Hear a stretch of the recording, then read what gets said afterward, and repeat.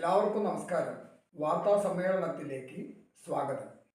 വാർത്താ സമ്മേളനത്തിൽ വസ്തുതകൾ മാത്രം പറഞ്ഞാൽ പോരാ, ഇടയ്ക്കൊക്കെ കുറച്ച് നുണയും കുശുമ്പും ഒക്കെ പറയണമെന്നാണ് ചിലരുടെയൊക്കെ ഒരു നിർദ്ദേശം. എന്നാൽ പിന്നെ നമ്മൾ ഇനി കുറച്ച് നുണ പറയാൻ പോവാം. ഇത് നുണയാണെന്ന് ഞാൻ പറഞ്ഞാലും ചിലർക്കൊക്കെ ഇത് ശരിയാണെന്ന് അല്ലെങ്കിൽ ഇതൊരു സത്യമാണെന്നൊക്കെ തോന്നും. നുണയാണ്, പെരും നുണയാണ് പറയുന്നത്. അപ്പം ഇന്നത്തെ പെരും നുണ, ഈ പെരും നുണയിലെ കഥാപാത്രങ്ങളെ ആദ്യം പരിചയപ്പെടുത്താം. പ്രധാന കഥാപാത്രം കേരളത്തിലെ ഒരു വലിയ രാഷ്ട്രീയ കക്ഷിയുടെ യുവജന വിഭാഗത്തിൻ്റെ സംസ്ഥാന നേതാവ്. കുറേ കാലം മുൻപ് നടന്നതാണ്, അതുകൊണ്ട് ഇപ്പോഴുള്ള നേതാക്കളെയൊന്നും നിങ്ങൾ ഭാവനയിൽ കാണണ്ട. പിന്നെ ഒരു പ്രധാന കഥാപാത്രം ആ രാഷ്ട്രീയ കക്ഷിയുടെ ഏറ്റവും തലമുതിർന്ന ഒരു നേതാവ്.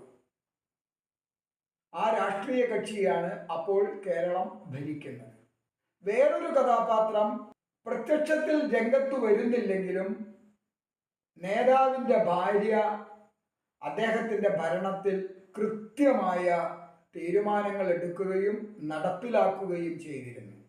ഭരിക്കുന്ന നേതാവിനേക്കാൾ ഭയം പല ഉദ്യോഗസ്ഥർക്കും ഭാര്യയായിരുന്നു. ആ ഭാര്യ ഒരു കഥാപാത്രം. വേറൊരു കഥാപാത്രം, അല്ലെങ്കിൽ വേണ്ട, എല്ലാ കഥാപാത്രങ്ങളെയും കുറിച്ച് പറയുമ്പോൾ പിന്നെ കഥ കേൾക്കാൻ ഒരു സുഖം ഉണ്ടാവില്ല. അപ്പം അങ്ങനെ കുറേ കഥാപാത്രങ്ങൾ. ഇനി നമുക്ക് കഥയിലേക്ക് വരാം. ഈ പറഞ്ഞ യുവജന പ്രസ്ഥാനത്തിൻ്റെ ഒരു വലിയ സംസ്ഥാനതല പരിപാടി നടക്കുന്നു. അപ്പം ഇന്നത്തെ പോലെ എല്ലാം കരാറുകാരെ ഏൽപ്പിച്ച് അവർ വന്ന് ഒക്കെ ശരിയാക്കുന്ന പരിപാടികൾ അക്കാലത്ത് കേരളത്തിൽ ഉണ്ടായിരുന്നില്ല. അതുകൊണ്ടൊരു വലിയ പരിപാടി നടക്കുകയാണെങ്കിൽ ദിവസങ്ങളോളം പ്രവർത്തകർ അതിനുവേണ്ടി ശ്രമിക്കും. വേദി അവർ തന്നെ കെട്ടിയുണ്ടാക്കും, കൊടിതോരണങ്ങൾ കൊണ്ട് അലങ്കരിക്കും. അങ്ങനെ പ്രവർത്തകർ ദിവസങ്ങളോളം പണിയെടുക്കും. പ്രത്യേകിച്ച് അത്തരം പണികളൊക്കെ രാത്രികളിലാണ് ചെയ്യുക. പകല് മറ്റു പല തൊഴിലുകൾക്കും പോയി രാത്രിയാകുമ്പോൾ ആ സമ്മേളനം നടക്കുന്ന സ്ഥലത്ത് വരികയും അവർ അവരുടെ പണികൾ ചെയ്യുകയും ചെയ്യും. ഈ നേതാവ്, യുവജന പ്രസ്ഥാനത്തിൻ്റെ സംസ്ഥാന നേതാവും തൻ്റെ പ്രവർത്തകരോടൊപ്പം അത്തരം പണികളിൽ ഏർപ്പെടാറുണ്ട്. അങ്ങനെ സമ്മേളനം നടക്കുന്നതിൻ്റെ തലേ ദിവസം കാര്യങ്ങളൊക്കെ ഒന്നുകൂടി പരിശോധിച്ച് ഒക്കെ എല്ലാം പൂർണ്ണ തൃപ്തിയായി നേരം വെളുത്ത് ഒരു 10 മണിയാകുമ്പോൾ സമ്മേളനം തുടങ്ങണം. നേതാവ് തൻ്റെ താമസ സ്ഥലത്തേക്ക് ചെല്ലുന്നു. തൻ്റെ ആരോഗ്യ സംരക്ഷണത്തിൽ അതീവ ജാഗ്രതയുള്ളവനായിരുന്നു. കാണാൻ നല്ല സുന്ദരനായിരുന്നു. അദ്ദേഹം വല്ല സിനിമയിലൊക്കെ വന്നെങ്കിൽ നായകനാകാൻ മാത്രം സൗന്ദര്യമുള്ള ഒരു നല്ല വ്യക്തിയായിരുന്നു. അദ്ദേഹത്തിന് ഈ ശരീരത്തിൽ എണ്ണയൊക്കെ തേച്ച് കുളിക്കുന്ന ഒരു ഏർപ്പാടുണ്ട്. അതോടൊപ്പം ഈ ചില വ്യായാമ മുറകൾ, യോഗ ഒക്കെ ഉണ്ട്. അപ്പം അദ്ദേഹത്തിൻ്റെ അമ്മ കാച്ചി കൊടുത്തയച്ച എണ്ണ ശരീരത്തിലാകമാനം തേച്ച് പിടിപ്പിച്ച് അദ്ദേഹം ഇങ്ങനെ ഇരിക്കുന്ന സമയത്ത്, അപ്പോൾ ഒരൊറ്റ തോർത്തെടുത്താണ് അദ്ദേഹം ഇരിക്കുന്ന സമയത്ത് വാതിലിൽ ആരോ മുട്ടി വിളിക്കുന്നു. ഇതിപ്പോൾ എന്താ, ആരാണ് ഈ നേരത്ത് വന്ന് വിളിക്കുന്നത്? നമ്മുടെ പ്രവർത്തകരാരെങ്കിലും ആകും. അപ്പം പിന്നെ മുണ്ട് മാറാനൊന്നും നിൽക്കേണ്ട. അദ്ദേഹം ആ ഒറ്റ തോർത്തെടുത്ത് കതക് തുറക്കുകയാണ്. കതക് തുറന്നതും ഒരു സുന്ദരിയായ യുവതി അകത്തേക്കങ്ങ് തള്ളിക്കയറുകയാണ്. സാറേ, ഒരു കാര്യം പറയാനുണ്ടായിരുന്നു എന്ന് പറയുമ്പോഴേക്കും നേതാവ് സൗന്ദര്യം മാത്രമല്ല ബുദ്ധിയുള്ള ആളാണ്. പിന്നെ കോഴി സ്വഭാവം അങ്ങനെ ഉണ്ടായിരുന്നില്ല. അതുകൊണ്ടൊരു പെണ്ണിനെ കാണുമ്പോൾ പെട്ടെന്നൊന്നും അദ്ദേഹം മോഹാലസ്യപ്പെടില്ല. അതുകൊണ്ട് അദ്ദേഹത്തിന് അപകടം മണത്തു. ഇതിനു മുൻപ് ചിലരുടെ അനുഭവങ്ങളൊക്കെ അദ്ദേഹത്തിന് അറിയാം. അദ്ദേഹം മുണ്ട് മാറാൻ പോലും നിൽക്കാതെ ആ ഒറ്റത്തോർത്തെടുത്ത് ഓടി. അപ്പോൾ കാറിൽ ഡ്രൈവർ കിടന്ന് ഉറങ്ങുന്നുണ്ട്. ഡ്രൈവറെ വേഗം തട്ടി വിളിച്ച് കാറിൽ കയറിയിരുന്ന് നേരെ സമ്മേളന വേദിയിലേക്ക് ചെല്ലും. അപ്പം അവളുടെ പ്രവർത്തകർ ചിലരൊക്കെ അവിടെ ഇവിടെയൊക്കെ ഒന്ന് കിടക്കുന്നുണ്ടെങ്കിലും ബാക്കിയുള്ളവരൊക്കെ ഇങ്ങനെ ഓരോ കാര്യങ്ങൾ പറഞ്ഞ് നാളത്തെ പരിപാടികളെ കുറിച്ചൊക്കെ ചർച്ച ചെയ്തിരിക്കുമ്പോഴാണ് സമ്മേളന വേദിയുടെ അടുത്തേക്ക് കാറ് ചെല്ലുന്നു. കാറിൽ നിന്നും നേതാവ് ഒറ്റ തോർത്തെടുത്ത് ഇറങ്ങി വരുന്നു. ഇതെന്താ നേതാവ് തുണി എടുക്കാണ്ട് വരുന്നത് എന്ന് അവർ മനസ്സിൽ ധരിച്ചു.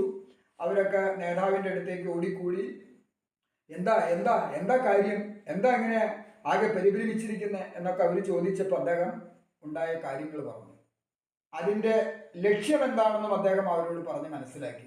ആഹാ, എന്നതൊന്ന് കാണണല്ലോ, നമ്മുടെ നേതാവിനെ ചതിയിൽപ്പെടുത്തി കൊടുക്കാൻ ആരാ നോക്കണേന്നൊന്നും അറിയണമല്ലോ എന്നും പറഞ്ഞ് അണികളൊക്കെ പാടെ കൂടി രോഷാകുലരായി എല്ലാവരും കൂടി കിട്ടിയ വണ്ടികളും ഒക്കെ എടുത്ത്, അവിടെ വണ്ടികളൊക്കെ ഇങ്ങനെ കിടക്കുന്നുണ്ട്, വണ്ടികളൊക്കെ എടുത്ത് നേതാവിനോടൊപ്പം താമസ സ്ഥലത്തേക്ക് ചെന്നു. അവിടെ ചെല്ലുമ്പോൾ നഗരത്തിലെ ഒരു മുതിർന്ന പോലീസ് ഉദ്യോഗസ്ഥന്റെ നേതൃത്വത്തിൽ ഒരു 6-7 പോലീസുകാർ ആ കെട്ടിടത്തിൽ, ആ താമസ സ്ഥലത്ത് റെയ്ഡ് നടത്തുകയാണ്. ധാരാളം യുവാക്കൾ തടിച്ചുകൂടി.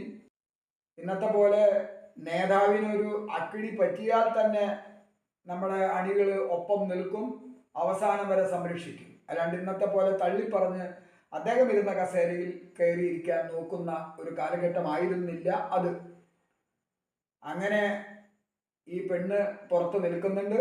കുറേ പേര് അവരെ വളഞ്ഞു, കുറേ യുവാക്കൾ പോലീസിനെ വളഞ്ഞു. പോലീസുകാരാകെ 4-5 പോലീസുകാരും ആ മുതിർന്ന ഉദ്യോഗസ്ഥനും മാത്രം. വളരെ രഹസ്യമായിട്ട് റെയ്ഡ് നടത്തി ഈ പെണ്ണിനെയും നേതാവിനെയും ഒപ്പം പിടിച്ച് വലിയ വാർത്ത സൃഷ്ടിച്ച് നേതാവിൻ്റെ ഭാവി അവതാളത്തിലാക്കാനുള്ളതായിരുന്നു ആ പദ്ധതി. അങ്ങനെ യുവാക്കൾ പോലീസ് ഉദ്യോഗസ്ഥനെ വിട്ടില്ല.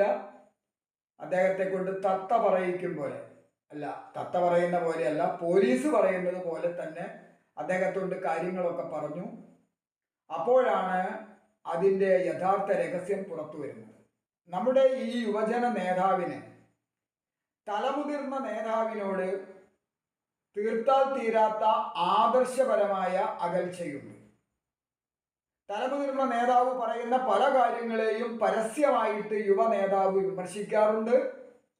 തലമുതിർന്ന നേതാവ് നടപ്പിലാക്കാൻ ഉദ്ദേശിക്കുന്ന പല ഭരണപരിഷ്കാരങ്ങളെയും യുവജന വിഭാഗം എതിർത്ത് തോൽപ്പിച്ചിട്ടുണ്ട്. അങ്ങനെ നേതാവിന് ഒരു വലിയ തലവേദന സൃഷ്ടിക്കുന്ന വിഭാഗമാണ് നേതാവിൻ്റെ പാർട്ടിയുടെ യുവജന വിഭാഗം.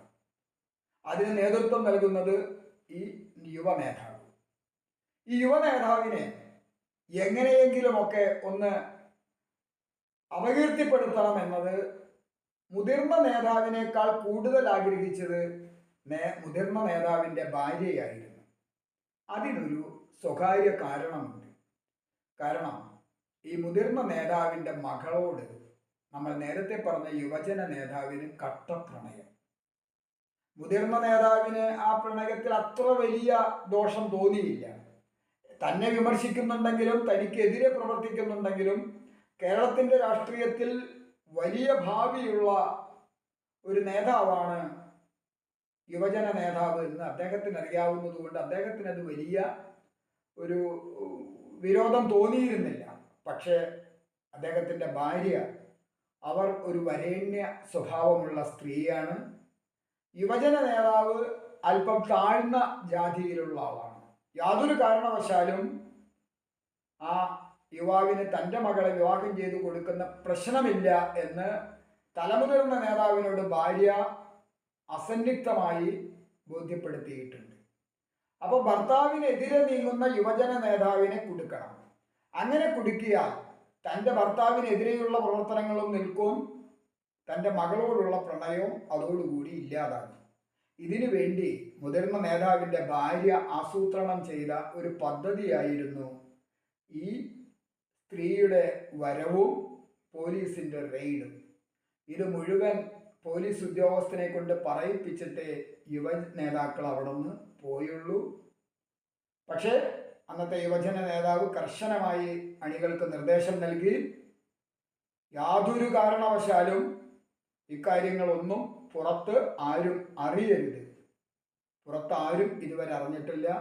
അങ്ങനെ പുറത്താരും അറിയാത്തത് കൊണ്ടാണ് എനിക്ക് ഇങ്ങനെയൊരു നുണ, പെരും നുണ പറയാൻ കഴിഞ്ഞത്.